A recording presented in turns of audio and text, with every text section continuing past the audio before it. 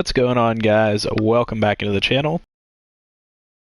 Part 4 of our Pittsburgh Pirates MLB The Show 20 franchise. We have our update after the month of June, entering the month of July, and our team has maintained their hot streak. We're not winning at quite the same rate that we were before. We've actually lost quite a few games, but I think so have the rest of the division. So we will update you guys on the calendar, but I also want to cover the fact that we have made a couple more trades because we've received a couple juicy offers that we couldn't refuse. And then in addition to that, I want to go over some of the league leaders that we do have, like Keone Kela tied for the league in saves, and then a couple awards votes that we do actually have players participating in the awards runnings. Now, I do want to make it clear, I haven't played any games in this series, so I'm kind of amazed at the fact that this team is actually winning as many games as they are, but let's hop into it. So, going through the month of June, we went on to St. Louis and beat them. Loss of the month, losing 2 out of 3, which is just absolutely ridiculous that we were somehow able to accomplish that. Chris Archer got a win. Chris Archer was actually playing pretty well, but we have some news on him, and then Edgar Santana comes in relief and gets a win against Toronto, where we lose the first game and win the second 2. We play split the series 2-2. First loss was a pretty bad loss by Chris Archer. Then we went on, lost 3-0 with Trevor Williams.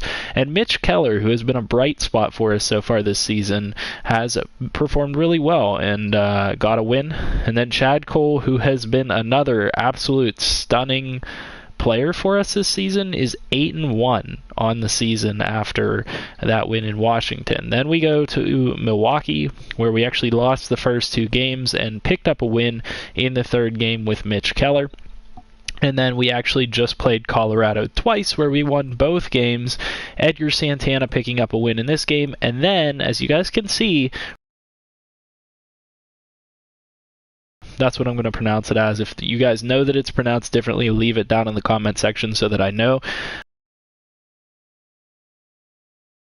Pittsburgh Pirates Major League pitcher, and there's a reason for that, and we're going to go ahead and recap that now.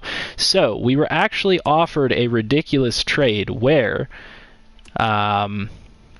what team was it? I have to go into the transactions tab to see. Actually, no, I have a picture on my phone.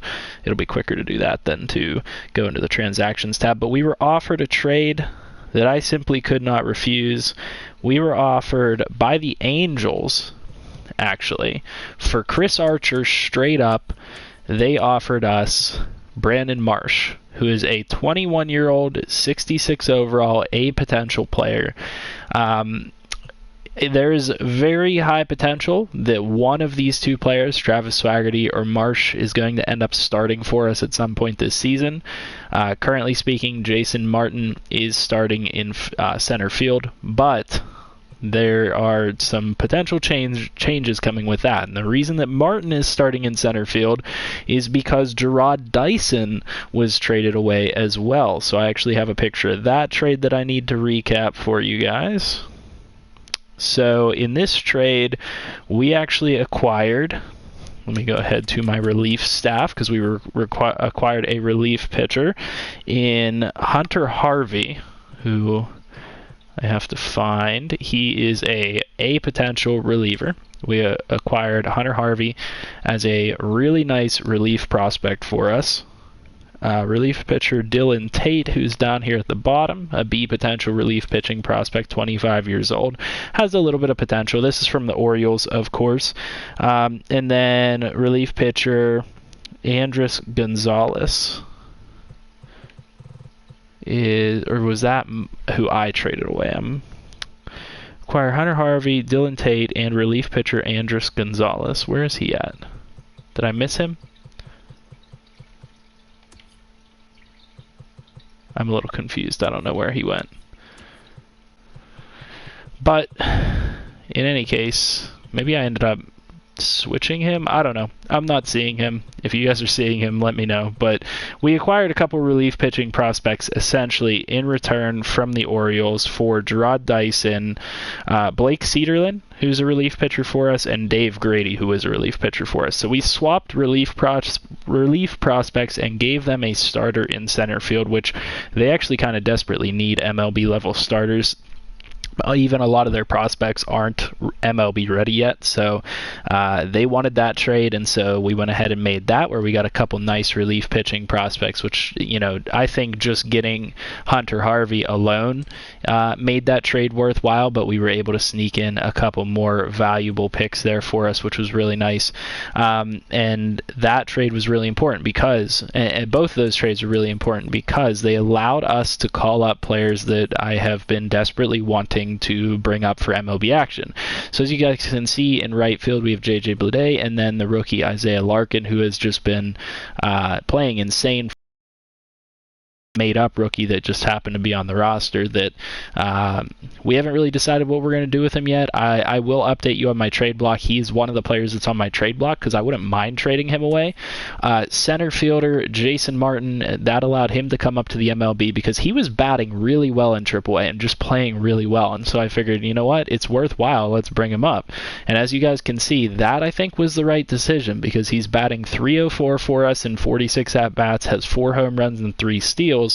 Looks like a really good potential player for us, and he's only 23 years old, so I really like the idea of having him up in the MLB right now. Ryan Reynolds is still sitting in left field. He's doing really well. I shouldn't just say sitting in left field. He's actually playing well. Cole Tucker, Kevin Newman, we moved to shortstop because of how well he was playing. We wanted to get him fielding time. I don't know if I recap this in the last video. I don't know if I had done this yet, but I moved him to shortstop. I have Cole Tucker playing third base because he's such a good defensive prospect and he's playing really well. And then what I did was I put Colin Moran at DH just because of the way that this league is working, where we have the DH on, and he's working out really well at DH. It says he's cold right now, but batting .315 with 11 home runs is not cold. I really like having him at DH. In second base, we have Adam Frazier up and starting, and then Kevin Kramer and Eric Gonzalez are platooning there. I really don't mind the way Eric Gonzalez has performed for us, but I do have him on the trade block in case anybody has interest in him because I don't personally like him very much. I'm not really a fan of him on the Pirates in real life. He's just not a very good player. They have committed to him in the past, and he's really just not that good. Josh Bell is actually out for a week or two, I believe, because he had hip inflammation or something like that. He's got a handful of home runs in the season with 15, and he's batting .257, but he's just not playing quite as well as we would like him to at this point. So we'll have to see if we can change that moving forward, but I'm hoping that he bounces back and starts to play better. At catcher, Murphy is actually up to an 80 at this point. He's playing really well, and Stallings has gotten cold a little bit and gone down to a 79. Not much of a change there, not really that important. They're both playing decently well for what they are. Neither of them are a great bat, and they're both batting around .250, which is fine with me. But we're hopefully going to get our catching prospects up at some point. Oh, this is who it was. I don't know why I thought it said relief pitcher. Andres Gonzalez is that one that was included in that trade with Gerard Dyson. We got this catching prospect that's 26 years old. He actually doesn't have a whole lot of value in the trade system, even though he has a potential because he's 26 years old and a 47 overall. So the chances of him turning out to be all that good aren't really high. He doesn't have a really high chance of making it, but the fact that he has a potential means that if he does play well in our farm system, we could get him up to the MLB and he could be a superstar for us. It's just whether or not he could play well and progress fast enough. Closing pitcher, obviously, we still have Keone Kela and Scott Foster. They're both doing really well. Keone Kela, as you guys had seen, is kind of tied for the league lead in saves. Our relief staff is all doing very well. Richard Rodriguez has done well, and some of these other guys like Michael Feliz has bounced back, Kyle Crick has bounced back, Edgar Santana is doing well, Eliezer Hernandez is doing really well actually. And then Peter Fairbanks is doing pretty well for a 64 overall up in the majors. And like I said, we got all those prospects, and I'm kind of happy with where our relief prospects are at now. We actually have guys that could turn into, real MLB level relievers as long as they perform up to our standards. And this is the importance of the Chris Archer trade. This is why I had him on the trade block, because Brandon Waddell had been performing so well in AAA that I couldn't afford to leave him down there any longer. I had to give him some MLB opportunity, and moving on from Chris Archer was really important for us for two reasons. Number one, it gives us this opportunity to bring up some of these guys that are performing really well down in AAA. But number two, his contract was up, and I wasn't really interested all that much in bringing him back for another year, because all that would end up doing is log jamming some of these other prospects that we have that could potentially come up and play for us in the future. I don't want to logjam the pitching position. I want to get the youngest guys out there possible. This is somewhat rebuild style, even though our team's playing really well, and that's why I'm trading away some of these guys. Trevor Williams is another guy that, even though he's an 80 overall with B potential, I am considering trading him. I have him on the trade block because, realistically speaking, the pitching rotation moving forward should be Tyone, Keller, Waddell. Chad Cole, I have no option but to keep him in there because he's 8-1, and Trevor Williams is 5-8. He's really not doing that well for what I would expect out of him, and I'm expecting to be able to bring up somebody like a Steven Brault, where I can bring up one of these other pitchers that could potentially be MLB ready in a very short amount of time, in Domingo Robles, Sam Deardoff, maybe even Brennan Malone if he gets up there quick enough, or one of these guys like Quinn Priester, Braxton Ashcraft. It really just depends, but I don't see Trevor Williams being in the rotation in the long term. I think he's kind of the weak link right now in reality, even though 432 is really not that bad. The other pitchers are all doing very well, but getting rid of Archer was important for us for those reasons that I stated, mainly the fact that Brandon Waddell just needed to get up to the MLB as soon as possible. So with that being said, let's go ahead and update you on my trade block. So right now, the players that I have listed on the trade block are Trevor Williams, John Ryan Murphy, the catcher, and Jacob Stallings, the catcher. I don't have any problems trading away one of those guys, so I'm putting them on the trade block, and if somebody wants to give me a really good trade that I can't refuse for one of them, I have no problems with it, because I'd be fine having just one of these guys, and I'd be fine bringing up those prospect catchers and starting them if I need to. I'm not expecting this team to win a World Series right now. Even though they're competing, I just don't believe they're quite there yet. We need more talent to be able to do that, and in order for that to happen, we have to kind of move on from the old guard, the old organization, guys like Jacob Stallings, and be able to be ready for the future. In addition to that, we have Isaiah Larkin, that rookie, on the trade block. Like I said, just because he's made up, generally speaking, I'd be hanging on to him, but we'll see if we can get an offer for him. Eric Gonzalez is out here on the trade block as well, and so is JT Riddle. Honestly, I kind of like JT Riddle a bit, but he's just 28 years old. He would project out to be a platoon player.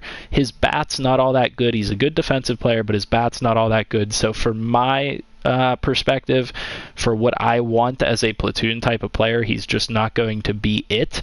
And I don't want to just leave him sitting around in our farm system whenever he could be helping out another team. So he is on the trade block. And then that's all I have on the trade block for right now. I have my needs listed as relief pitcher, catcher, first base, third base, and shortstop. Since we got that prospect for center field, we are absolutely loaded at the we are absolutely loaded at the outfield positions. I see no reason that we need to add anybody at the outfield spots. I think we should be fine with Reynolds, one of the three center fielders, and then obviously J.J. Bleday at right field. We are absolutely stacked there. With the infield, we're honestly doing very well with the infield. I don't see any need to add add anybody to the infield, but there are some players out there on the trade block that I'm willing to target, and therefore I'm putting in these positions as third, short, and first, because if those players are on the trade block, I'm more likely to get trade offers for them if I have my needs set as first, third, and short. My real need is catcher. I'm still willing to bring in more catching prospects if need be. If somebody wants to offer me a really nice trade for a really good catcher that they're not using or they want to move on from, I'm not going to be opposed to hearing them out. And then in terms of relief pitching, I'm still going to hear out trades for relief pitchers because I can never have enough relief pitching prospects. In my personal opinion, I really like to have as many as possible because those guys are iffy. They can go up and down. They can it's like a roller coaster with those guys sometimes. So I like to have as many relief pitching prospects as possible. And then, like I said, on the trade block, let's go ahead and look at a couple of the guys that are out there. Like, if somebody wanted to go out there and, it actually updated since the last time I looked at it. If somebody wanted to come out and trade me some of these guys, I wouldn't be opposed to it. But there are guys on the trade block, and they might not be here anymore, like this, like Jeremy Pena, Nico Horner, whatever, however you want to pronounce this, Brendan Rodgers, Dominic Smith, Joe Adele, Matt Beatty. If somebody wants to trade me Seth Brown, any of these players, if somebody wants to trade me one of these players, I'm not going to be opposed to taking them on for extra competition at those positions. I have absolutely no objections to that. And if one of my veteran players that are kind of, like I said, the old guard are what's going to get me that competition at those positions, that's going to be great because I want players like this to compete next year, and I want them to be competing hard so that we can go for a championship. That's the goal. So that's where we're at with the trade block. In addition to that, the biggest thing is our draft pick. We had our draft, and our draft was absolutely insane. So we essentially got, and I'll go through every single one of these guys, but we essentially got the next great left-handed superstar pitcher here. Prince Hoff was our first pick in the first round. He was the 7th overall pick, I should say. He's only 18 years old, but he's got a potential, and he's a 65 overall. It should be a really good pitcher for us, and this is part of the reason why I'm deciding to trade away some of these starting pitchers like Trevor Williams, because we're going to have a lot of pitching competition, pushing for these MLB spots within the very near future once these prospects come in next year, and it's going to be very important that we have openings for them to be able to come up and play. So Prince Hoff was our first overall pick, the 7th overall pick in the draft. Very good player for us there. We drafted Brian Nalot in the 2nd round, 19 years old, 43 overall with B potential, so very low overall, but high potential player. I like the prospects of having yet another first base prospect. Should help us out. 3rd round pick was Toby McVale. Not high potential, only 72, which is C, but he's a 71 overall. So he must be a guy that came out of college. As you guys can see, he's 21 years old. So this is a guy that could actually come in and rotate in if we needed him to right now because he's a 71 overall. Then in the 4th round, we got another really great pitching prospect. At 21 years old, we got 67 overall Otis. His hits per 9, they're just off the charts for this level of player. And like I said, we're going to have really good pitching competition next year. Then in the 5th round, Alvaro Armas was our selection, a closing pitcher with B potential. He is a 65 overall, 20 years old. So doing the same job of filling some of those. Shoot, is it really lagged out?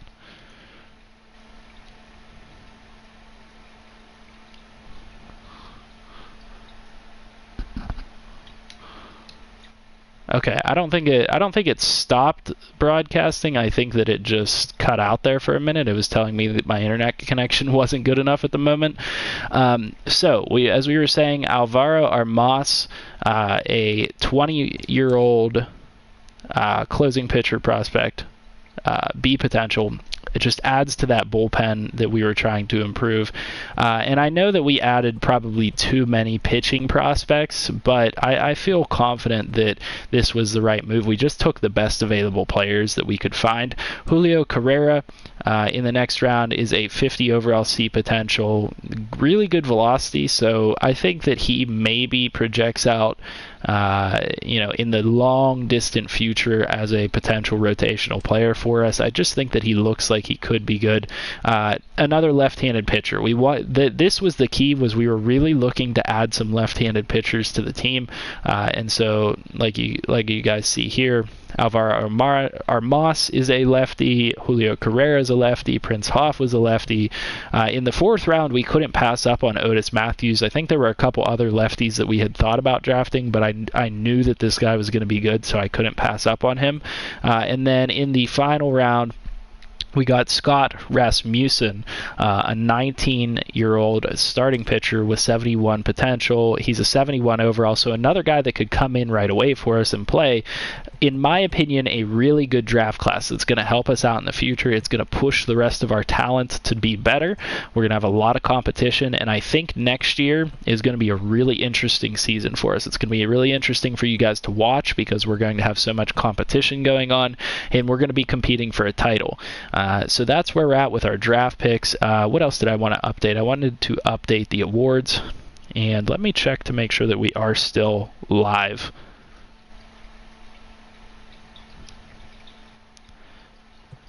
Yeah, okay, so we are still live, and then let's check on the league leaders. Keone Kela is leading the league, tied for leading the league in saves. There was, for a little bit, Colin Moran was 3rd for batting average lead. That's all we have in terms of league leaders, but if we go ahead and look for players of the month for the NL, Keone Kela got player of the month this year. He got 9 saves, 0 ERA with 8 strikeouts in 10 games. So very effective for us. Chad Kuhl, not really a rookie, but he's on this list because he's a created player.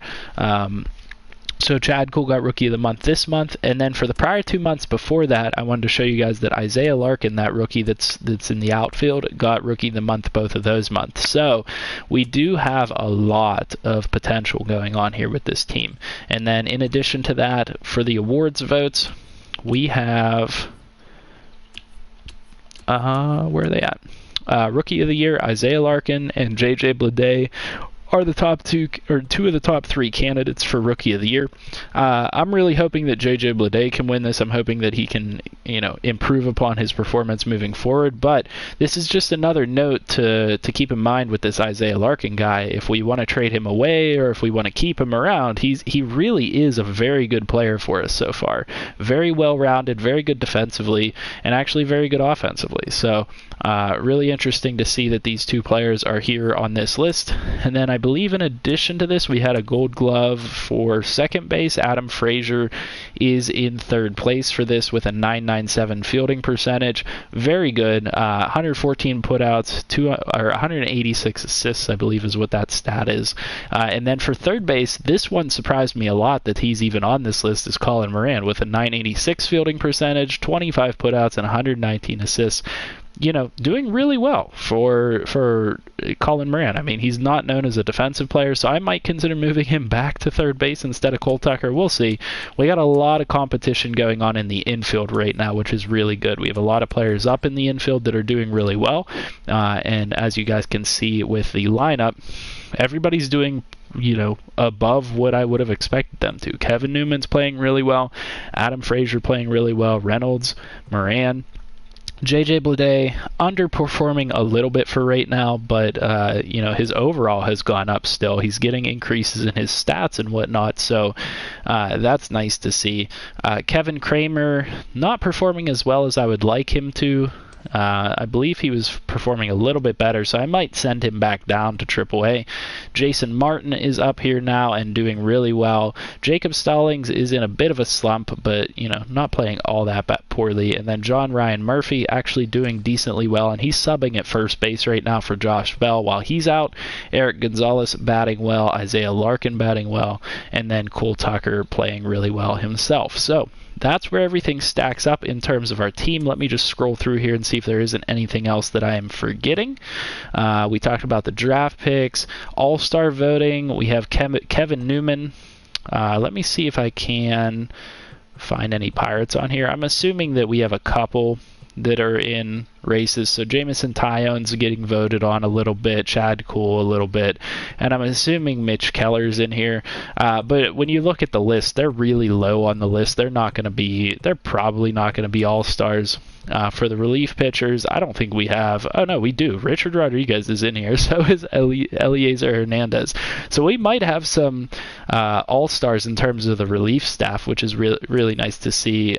Keone Kela is second on the list, which is good. Catcher-wise, I would find it hard to believe that any of our catchers are on here. Jacob Stallings is actually not that far down, which is surprising to me. But, I mean, I guess he was playing pretty well at the beginning of the year. At first base, Josh Bell was actually high on this list, even though he's kind of underperforming for my standards. Second baseman, Adam Frazier is fourth. Third base, Colin Moran, actually decently far up there. Shortstop, Kevin Newman is leading. This is the important one. Kevin Newman is leading in shortstop votes at 565,000. It would be really important if we could get him an all-star vote because, I'm hoping that he goes up to A potential at some point because of how well he's playing. He's just playing off the charts. In terms of left field, Brian Reynolds is up here. I'd like to continue to see strong performances from him. He's batting really well compared to a lot of these other left fielders. I mean, I think third best is what I'm seeing on here he's batting, which is really nice. Center fielders, we're not going to have anybody on this list because, obviously we've been switching around a little bit. Some positions have been traded and whatnot. And then in right field, I highly doubt J.J. Bleday is here, but the rookie might be here. So... Isaiah Larkin's on here, and J.J. Bleday's not too far down. So they're at least getting some votes. That's where we're at in terms of all-star voting. I think that was the last thing that I wanted to cover. We could take a look at the pitching rotations, ERAs real quick. Jameson Taillon is almost getting his ERA under 3.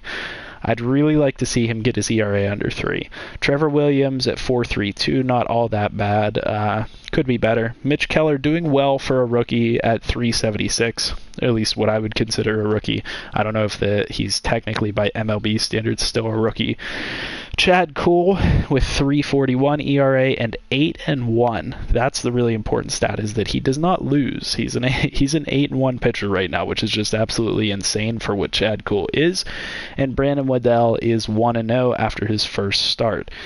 We showed you guys the lineup already. We showed you guys our trade block. We showed you our free agents. That's where we're at with everything, guys. So if you're interested in the franchise, if you're liking this content, make sure you guys leave a like on the video. You subscribe to the channel for more, and comment down below with what you guys would like to see next. We have the trade deadline coming up soon at July 31st. We have the All-Star break coming up soon with the Home Run Derby. So if you guys specifically want to see, do we get anybody into the All-Star game or anything like that, maybe we get an entrant into the Home Run Derby. If you guys want more of that content, make sure you guys leave feedback on the video, like the likes, the subscribes, the comments down below. And, of course, I will be continuing the series for you guys. We are first in the division. I don't think I actually said that. I don't know how, but we're first in the division. Like I said, we've simulated all our games. I think it was this really strong month of May where we just won like everything. We went on an absolute tear and just won all of these games. Obviously, we're kind of coming down a little bit with a lot more red here going on, a lot more L's. So we'll see if we can continue it. Like I said, we are in a competitive position this year, but I wasn't really expecting us to compete. I don't expect us to make too far of a playoff push. If we do make the playoffs this year, this is something I could use your feedback on.